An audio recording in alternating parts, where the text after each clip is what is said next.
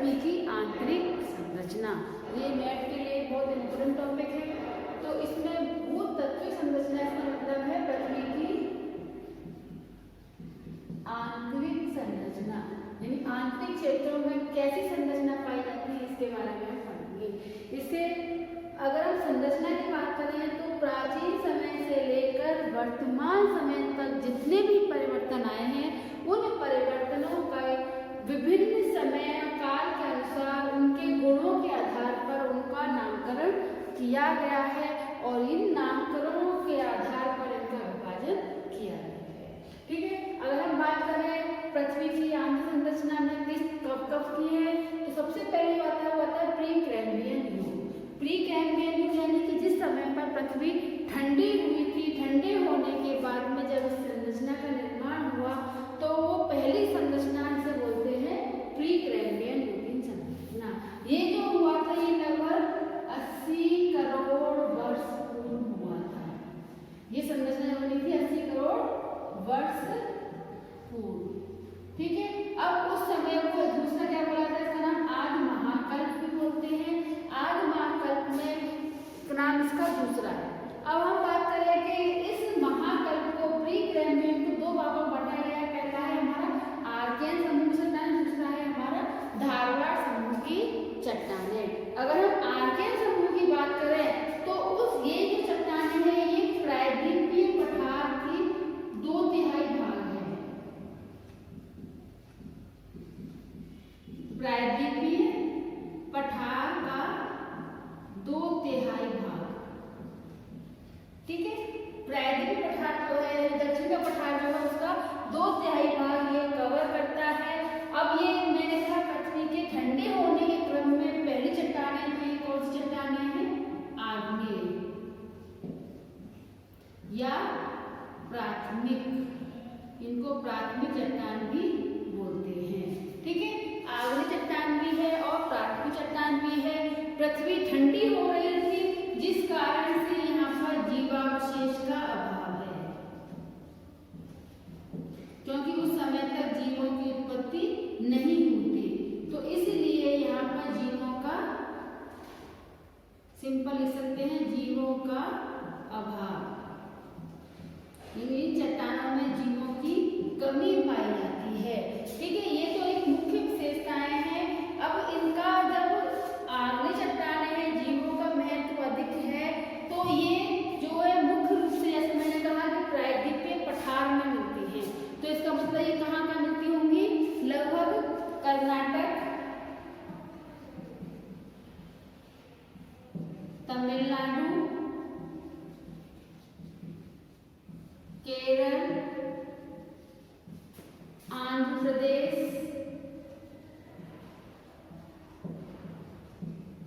उड़ीसा, ये इसके मुख्य क्षेत्र हैं जहां जहां पर आर्कियन समूह की चट्टानें मिलती हैं और यही मुख्य रूप से इम्पोर्टेंट है।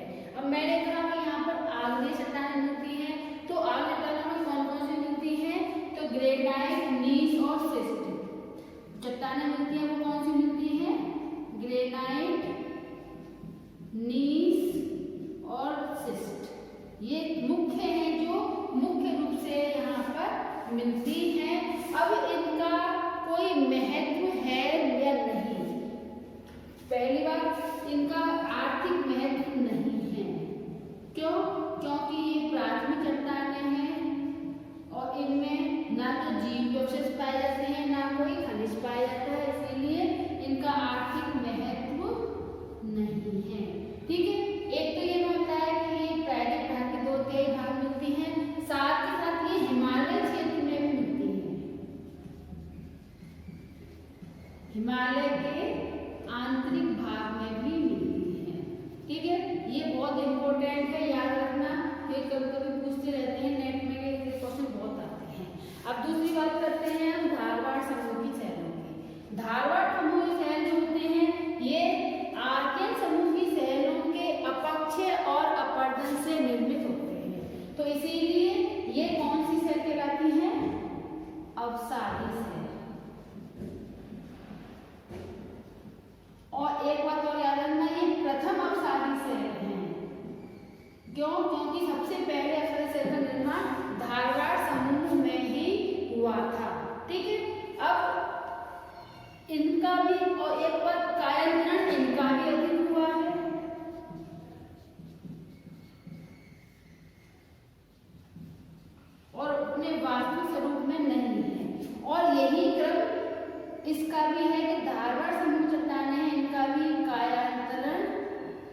मैं लाइन लिख दी जिससे कोई प्रॉब्लम ना हो। कायांतरण अधिक हुआ है।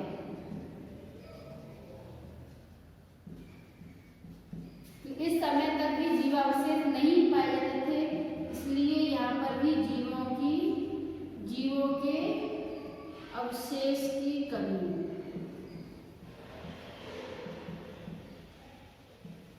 यहाँ पर भी जीवों के अवशेष की कमी पाई जाती है। और इसकी एक मुख्य विशेषता क्या है कि यहाँ पर मैंने लिखा है आर्थिक महत्व नहीं है, इनकी चट्टानों का आर्थिक महत्व अधिक है।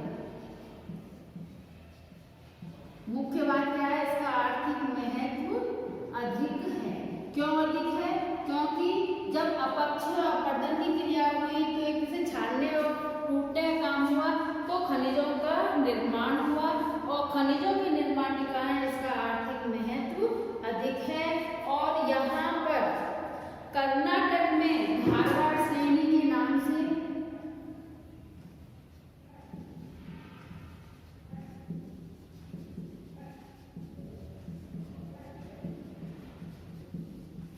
अधिक मिलती है। साथ ही साथ ये रियाल श्रेणी दिल्ली में मिलती है।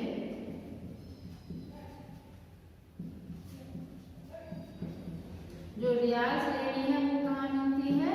दिल्ली में। वहां पर भी ये देखने को मिलती है। अब इसका महत्व मैंने कहा आर्थिक महत्व अधिक है। क्यों?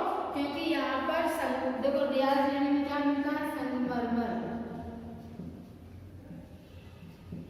साथ में लोहा, सोना, ठीक है, जस्ता,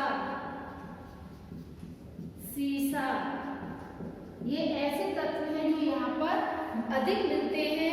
अभ्रक एक शब्द रहेगा, अभ्रक, इसका अधिक मिलने के कारण इसका आर्थिक महत्व अधिक है। और ये जो है महंगे तत्व जो पाए जाते हैं वो यहाँ पाए जाते हैं। इसके अतिरिक्त मैग्नीज, ये भी यहाँ मिलता है।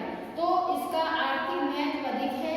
क्यों? क्योंकि यहाँ पर अपसादी सेल, ये देखो इसमें ये इंपॉर्टेंट है कि प्रथम अपसादी सेल कौन सी कहलाती है? धारवाड़ समूह की। और कौन कौन सी श्रेणियों में ये मिलते हैं ये भी बहुत इंपॉर्टेंट है, ठीक है।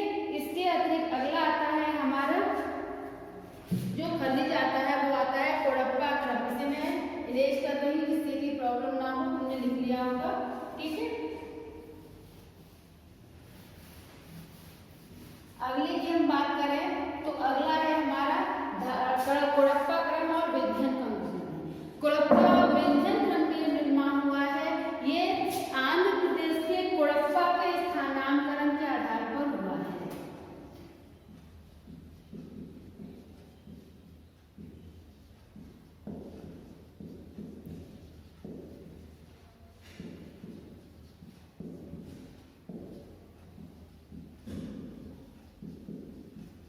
पहली बार कि इसका जो नामकरण हुआ है वो आंध्र प्रदेश के कोडप्पा के आधार पर हुआ है। और जैसे मैंने कहा यहाँ पर आग्नेय शैल है, यहाँ पर पहली अवसादी शैल का निर्माण हुआ है। और आग्नेय शैल के अपक्षय अपरदन से धारवाड़ शैल बने, धारवाड़ शैल के अपक्षय अपरदन से हमारे कोडप्पा क्रम की शैल बनी है। यानी कि धारवाड़ के अपक्षय और अपरदन से निर्मित।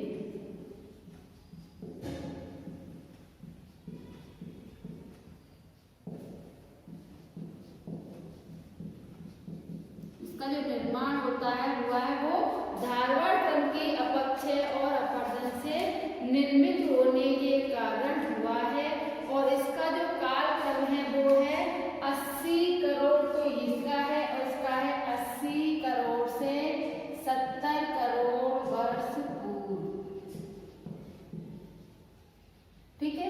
इसे पुराजीवी इसलिए बोलते हैं क्योंकि इस समय पर अब जीव शब्द आ गया। यहाँ तक मैंने क्या लिखा था? जीवों की कमी है, जीवों का अभाव पाया जाता है। यहाँ पर आगे क्या होता है कि जीवों का विकास शुरू होता है लेकिन जीवाश्म नहीं होते, ठीक है। तो जीवाश्म रहित नहीं है, ठीक है। और साथ के साथ में इसमें जो कृष्णा की इसकी जो चट्टानों के नाम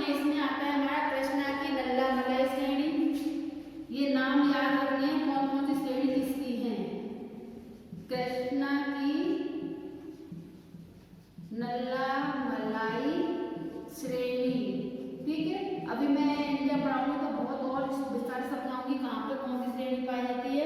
तो कृष्णा की नल्ला मलाय श्रेणी, पाकघनी दिल्ली की व्याघ्र श्रेणी, पाकघनी, यहाँ पर भी अपसारी शैल मिलते हैं और ये सब पराणजीवी महाकम है ना। अब इसका जो देखो इसका महत्व था धारण शैलों का, लेकिन कोडप्पा कर्म शैलों का आर्थिक महत्व अधिक नहीं है।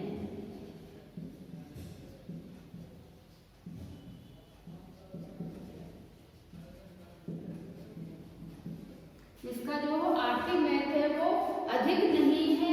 क्यों? क्योंकि यहाँ पर चट्टानें पाई जाती है उनमें खनिज की जो क्वालिटी है वो उसकी कीमत के अकॉर्डिंग उसका कम है। यहाँ पर जो मिलती है वो एस्बेस्टोस, टैल्क, बलुआ पत्थर,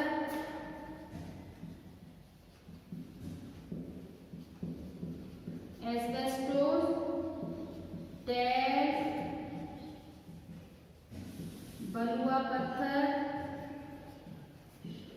ठीक है। ये मिलने वाले तत्व हैं। राजस्थान को तांबा, संगमरमर, राजस्थान में तांबा मिलता है और संगमरमर, ये मिलने वाले तत्व हैं। तो इसमें ज्यादातर क्या मिल रहे हैं? पत्थर ही मिल रहे हैं, पत्थरों की वैरायटी मिल रही है, ठीक है। इसके अतिरिक्त जो है पन्ना, सीसा, जस्ता, ये और तत्व मिलते हैं जो कर्नाटक, पन्ना, सीसा और जस्ता, ये खनिज मिलते हैं कहाँ पर?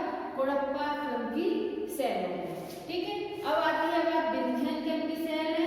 तो विंध्यन क्रम की शैलों का निर्माण जो हुआ है वो कोडप्पा क्रम की शैलों के बाद हुआ है और इनका जो नामकरण हुआ है वो विंध्यन श्रेणी के नाम से जाना जाता है, ठीक है। विंध्यन क्रम या विंध्यन श्रेणी, ठीक है। अब विंध्यन श्रेणी में जो बात आती है ये कहाँ कहाँ मिलते हैं? भांडे, रीवा, कैमूर, भांडे, रीवा, कैमूर, पीर पंजाल, ये यहाँ पे श्रेणियां पाई जाती हैं उनके नाम है पीर पंजाल, धौलाधर,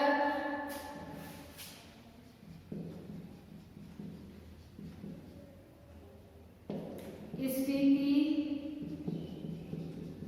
ये चट्टानें इन क्षेत्रों में मिलती हैं और यहाँ जो मिलने वाला तत्व है वो बालू पत्थर, चूना पत्थर, संगमरमर, मुख्य रूप से पत्थर ही मिलते हैं दोनों में, बालू पत्थर,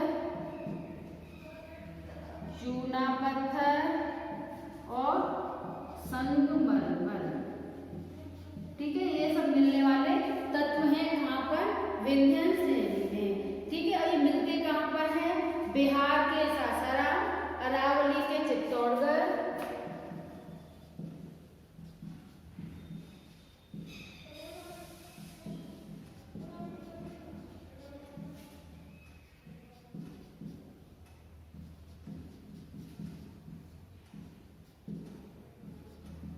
अरावली में चित्तौड़गढ़, ये क्षेत्र हैं जहाँ पर चट्टानें मिलती हैं, ठीक है। अब इसके अतिरिक्त कहाँ मिलती है? मध्य प्रदेश का पन्ना, कर्नाटक का गोलकुंडा, मध्य प्रदेश, यहाँ पर हीरे मिलते हैं। मध्य प्रदेश का पन्ना क्षेत्र ऐसा जहाँ पर हीरे प्राप्त होते हैं, ठीक है। और दूसरा कर्नाटक के गोलकुंडा, कर्नाटक के गोलकुंडा, ये क्षेत्र में यहाँ पर दोनों ही जगह क्या मिलता है? हीरा, ठीक है। ये याद रखना, हीरा मिलने क्षेत्र है। फर्स्ट ग्रेड, सेकंड ग्रेड आदि सब में ये एग्जाम में बहुत क्वेश्चन पूछे जाते हैं और अधिकांश इंडिया तो इम्पोर्टेंट माना ही जाता है क्योंकि हर एक कॉन्सेप्ट में राजस्थान और इंडिया साथ में आता ही आता है, साथ में वर्ड भी आता है, वर्ड भी शुरू होगा, ठीक है। अब अगला आता है हमारा पैलेयोजोइक या द्रविड़ महाकल, इसका दूसरा नाम है द्रविड़ महाकल, ठीक है।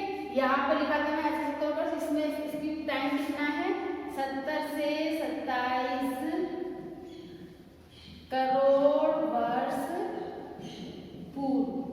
ठीक है, अब पहले जो ये द्रविड़ महाकल्प है इसका जो काम है वो 30 करोड़ से 18 करोड़ वर्ष में तो माना जाता है। ठीक है, अब इनमें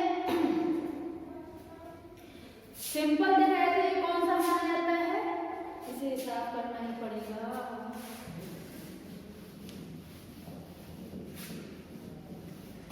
इसमें जो आता है वो कैम्ब्रियन और कार्बोनिफेरस तक का काल आता है।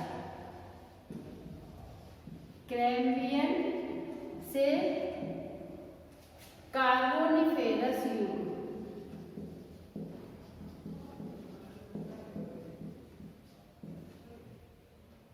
ठीक है, कैम्ब्रियन से कार्बोनिफेरस तक का समय आता है।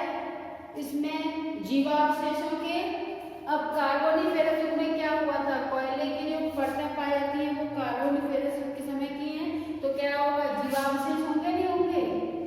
ठीक है, जीवावशेष उपलब्ध, ये याद रखना। क्योंकि जीवावशेष क्यों उपलब्ध है, क्योंकि उस समय तक जीवों की उत्पत्ति हो गई थी और उनका निर्माण शुरू हो चुका था। ठीक है, और इसी समय पर हर्षियन पर्वत जो हलचल हुई थी, तुम लोगों को शायद पता हो हलचलों के बारे में, तो हर्षियन हलचल हुई थी, यानी पृथ्वी में उथल पुथल हुई थी और काफी कुछ बदला था, जो पर्वत निर्माणकारी संचरण में भी काम आता है। ठीक है, अब इसमें कौन कौन से क्षेत्र थे, भारत पाकिस्तान की नमक श्रेणी, ये मैप में बाद में समझाऊंगी कहाँ पर कौन से पाए जाते हैं। भारत पाकिस्तान की नमक श्रेणी, ठीक है, सॉल्ट रेंज बोलते हैं इसे, सॉल्ट रेंज में जाते हो शायद तुम लोगों ने नाम सुना हो कि सॉल्ट रेंज। ठीक है, भारत पाकिस्तान की नमक श्रेणी और कश्मीर की बारामूला क्षेत्र, जो कश्मीर क्षेत्र है उसका बारामूला क्षेत्र,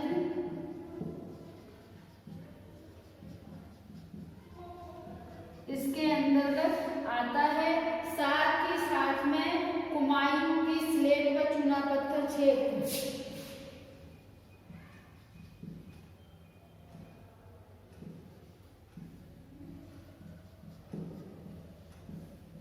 व चूना पत्थर क्षेत्र, ये भी आते हैं इसके अंतर्गत। ठीक है, अब हम बात कर रहे हैं कि द्रविड़ युग में कौन कौन से हैं, तो उसमें पहला आता है हमारा पर्मियन,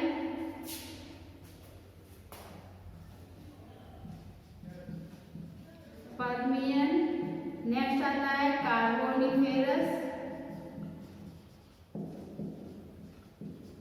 ठीक है, पर्मियन सेकंड है हमारा कार्बोनिफेरस, फिर है डिवोनियन, सिल्यूरियन,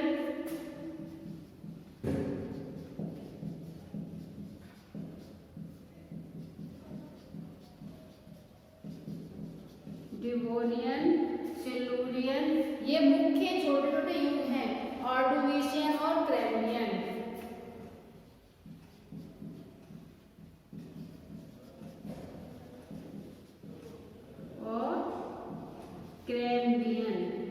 ठीक है, ये युग हैं जो इन क्षेत्रों में आए थे। बस मेन चीज क्या करनी है, जीवावशेष उपलब्ध थे, हर्षियन हलचल हुई थी, और साथ में डिवोनियन, हर्षियन जो हुई थी वो पर्मियन और कार्बोनिफेरस में इस समय पर हुई थी हर्षियन हलचल।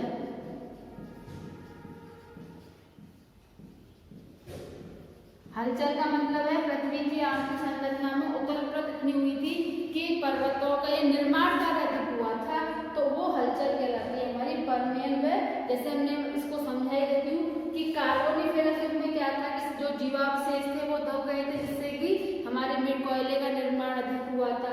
वो क्यों हुआ था, क्योंकि हलचल होने के कारण पृथ्वी की जो ऊपरी संरचना में जो जीव थे, जो वनस्पतियां थी, वो सारी दब गई थी।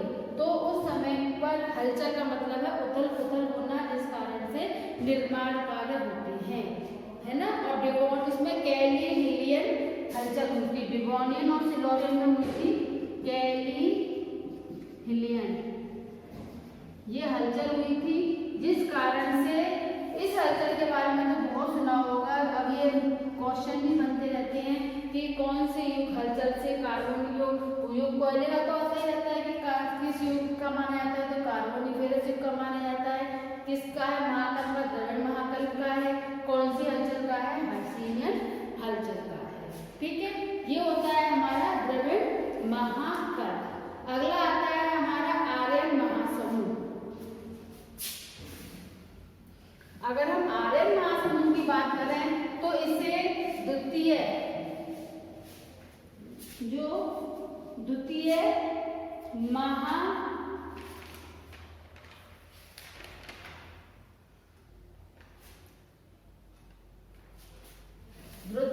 बोला जाता है।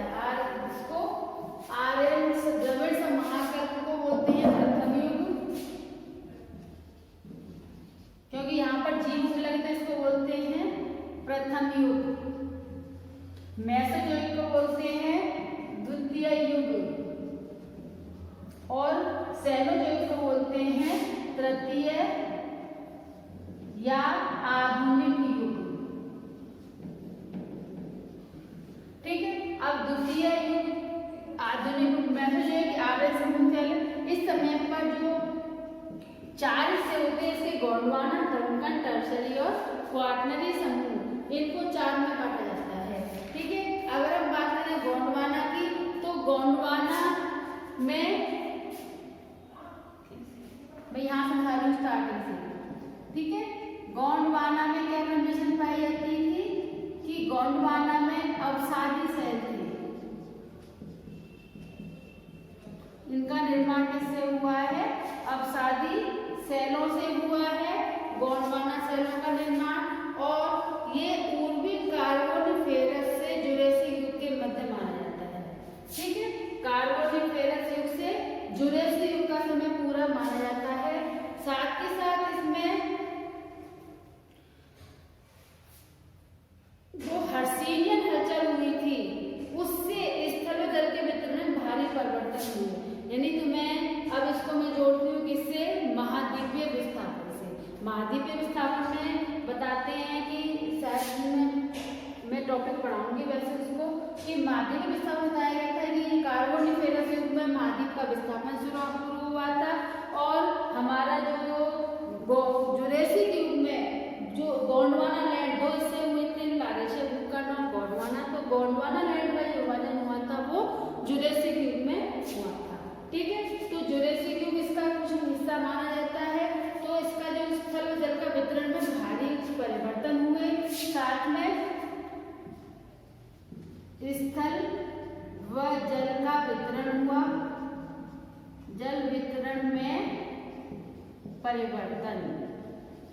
ठीक है, साथ ही साथ क्या हुआ? हिमयुग का आगमन हुआ, यानी हिमयुग भी आए थे।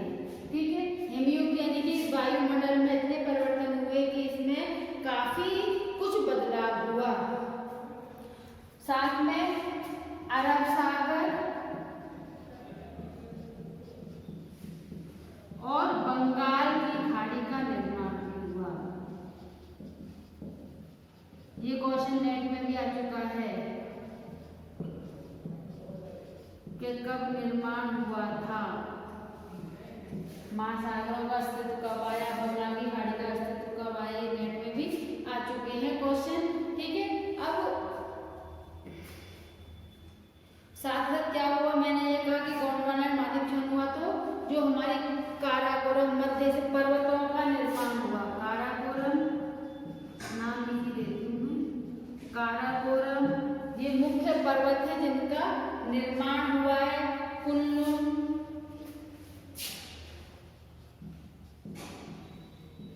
और मध्य एशियाई पर्वत,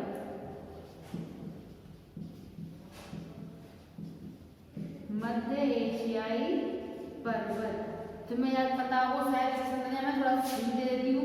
पामी की गाय, काराकोरम, कुल्लू पर्वत आती है यहाँ पर, फिर हमारा आता है कमचटका पर्वत। ठीक है, तो इस तरह से पर्वत श्रृंखलाएं पाई जाती हैं। उन पर्वत श्रृंखलाओं को विभाजित करने का समय कौन सा था? गोंडवाना लैंड का समय था। ठीक है, अब मैंने कहा कब से निर्माण हुआ था? कार्बोनिफेरस युग से। लेकिन इसका जो कोयला क्षेत्र किस समय बनकर तैयार हुआ था? गोंडवाना लैंड के समय। गोंडवाना गोंडवाना क्रम में, तो लगभग 90 से 95%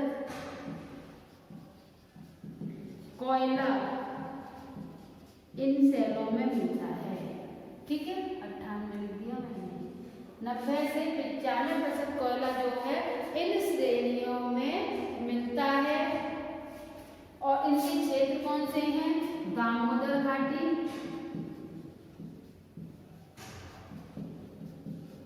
वैनगंगा, ये क्षेत्र हैं जहां पर ये जो चट्टानें पाई जाती हैं। गोदावरी और महानदी, गोदावरी और महानदी, इन क्षेत्रों में ये चट्टानें पाई जाती हैं। ये मुख्य रूप से याद रखना है। अब क्षेत्र कौन से हैं मैं वैसे बोल दे रही हूँ। झारखंड, मध्य प्रदेश, छत्तीसगढ़, बिहार, आंध्र प्रदेश, उड़ीसा और महाराष्ट्र। ठीक है, यही चीज मैंने कहाँ बोली थी? धारवाड़ क्रम में। अब ये याद है, धारवाड़ क्रम के ऊपर कौन सी चट्टानें पाई जाती हैं? गोंडवाना क्रम की चट्टानें पाई जाती हैं। ये मैं तुम्हारा कॉन्सेप्ट क्लियर करने के लिए बता रही हूँ। ठीक है, अगला आता है हमारा दक्कन ट्रैप। दक्कन ट्रैप की अगर हम बात करें तो ये जो दक्कन ट्रैप को किसे बोलते हैं? दक्षिण का जो हमारा प्रायद्वीपीय क्षेत्र है वो कहलाता है। अब इसमें इसका निर्माण कैसे हुआ दक्कन ट्रैप का? कि जो दक्कन ट्रैप में पता है सबको आग्नेय शैल होते हैं, और इनका जो निर्माण हुआ है वो हुआ है दरारी उद्भेदन से, यानी ज्वालामुखी क्रिया के दरारी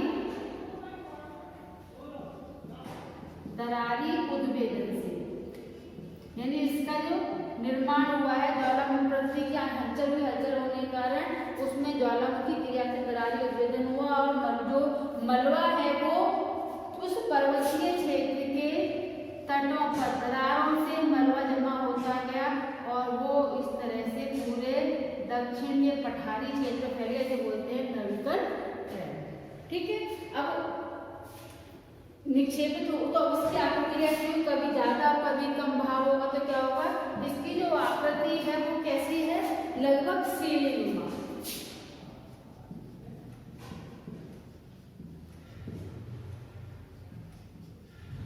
सीढ़ीनुमा आकृति पाई जाती है। और यहाँ पर अब जैसे कि आग्नेय शैलों से तो कैसी मिट्टी होगी? काली। ठीक है, काली मिट्टी पाई जाती है। साथ ही साथ इसकी जो मुख्य विशेषता है उसमें इसे कहाँ पाई जाएगी? दक्कन ट्रैप कहाँ पाया जाता है? सबको पता है, महाराष्ट्र, गुजरात, मध्य प्रदेश को थोड़ा सा हिस्सा आता है, और झारखंड साथ में तमिलनाडु का कुछ क्षेत्र, इन क्षेत्रों में ये चट्टानें पाई जाती हैं। ठीक है, दक्षिण दक्कन नाम सबको याद रहेगा कौन कौन सी। अब बात आती है कि ये इनसे क्या होता है?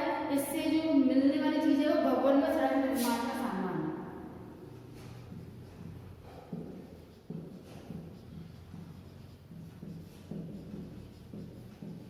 बस यही मिलता है इनसे, भवन व सड़क निर्माण का सामान। अब आगे टर्सरी युग है वो इयोसीन से प्लायोसीन युग तक है।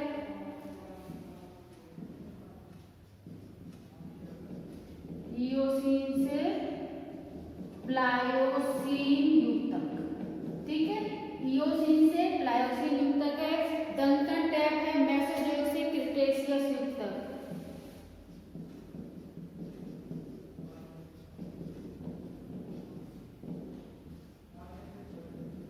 ये इनके छोटे छोटे समय हैं, उनको बता रही हूँ। ठीक है, अब टर्सरी इयोसीन से प्लायोसीन तक है। इसमें इस समय पर जो है इस युग में, टर्सरी युग में हिमालय की उत्पत्ति हुई थी। सबसे मेन चीज क्या हुआ था?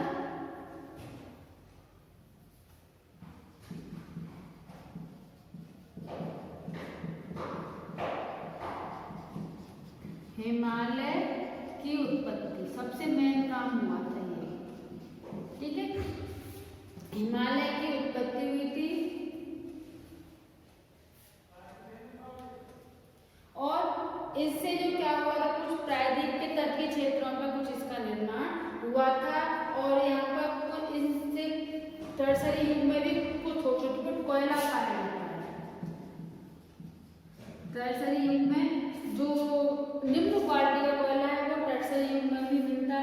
तो हिमालय की उत्पत्ति का मतलब है उस समय पर कुछ आंतरिक हलचल हुई थी जिस कारण से वहां पर कुछ कोयला मिलता है, साथ में ग्रेफाइट मिलती है, ग्रेफाइट और चूना पत्थर ये भी मिलते हैं। ठीक है, तो ग्रेफाइट और चूना पत्थर भी मिलते हैं किस युग में, हमारे टर्शरी युग में। ये मुख्य विशेषताएं, इनका ज्यादा नहीं, बस हिमालय क्षेत्र में इसको काम आएगा तब जरूर पढ़ेंगे। अगला आता है हमारा क्वाटरनरी समूह की शैलें। क्वाटरनरी समूह की शैल में हिमनद के प्रमाण मिले हैं। जो क्वाटरनरी समूह है इसमें क्या मिला है, हिमनद के प्रमाण, यानी उस समय पर टेम्परेचर में इतना परिवर्तन आ गया था कि वहां पर जब उस समय पर हिमनद का निर्माण शुरू हो चुका था। ठीक है, हिमनद के प्रमाण मिले हैं, साथ ही साथ प्लीस्टोसीन से होलोसीन ये सभी क्षेत्रों के जो विशेषता है वो यहाँ पाई जाती है। ठीक है, अब आती है बात प्लीस्टोसीन। इस समय पर क्वाटरनरी समूह की एक शाखा है प्लीस्टोसीन। प्लीस्टोसीन युग में इसमें जो है करेबा जैसी संरचनाओं का निर्माण हुआ था। प्लीस्टोसीन युग में डाल देती है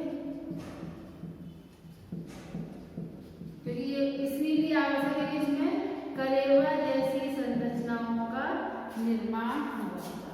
ठीक है, अब करेबा है क्या है, सरोवर में निक्षेपण के द्वारा निर्मित संरचना। ठीक है, तो ये है हमारी करेबा। और झेलम घाटी, कश्मीर घाटी, पीर पंजाल श्रेणी का निर्माण होता है। प्लीस्टोसीन युग में झेलम, कश्मीर और हमारा पीर पंजाल जैसी श्रेणियों का निर्माण हुआ था।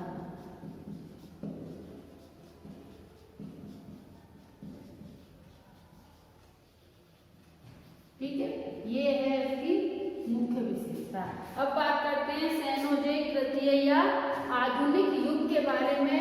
तो आधुनिक युग में जो मुख्य रूप से है वो गंगा, ब्रह्मपुत्र, जो नदियां हैं हमारी नदियों द्वारा बिछाए गए मैदानी क्षेत्र के आधार पर इनका निर्माण हुआ है। गंगा, यमुना, ब्रह्मपुत्र, नर्मदा, ताप्ती, ये मुख्य नदियां हैं। सारी नदियों के द्वारा निर्मित मैदानी क्षेत्र को इसमें सम्मिलित किया गया है। इसमें भी दो तरह के क्षेत्र पाए जाते हैं, एक बागर और दूसरे खादर। ठीक है, खादर का मतलब, बागर का मतलब पुरानी जलोढ़ मिट्टी और खादर का मतलब है नवीन जलोढ़ मिट्टी। यह है हमारा टॉपिक पूरा ही इम्पोर्टेंट है क्योंकि इसमें संरचना से संबंधित बहुत सारे क्वेश्चन आते हैं।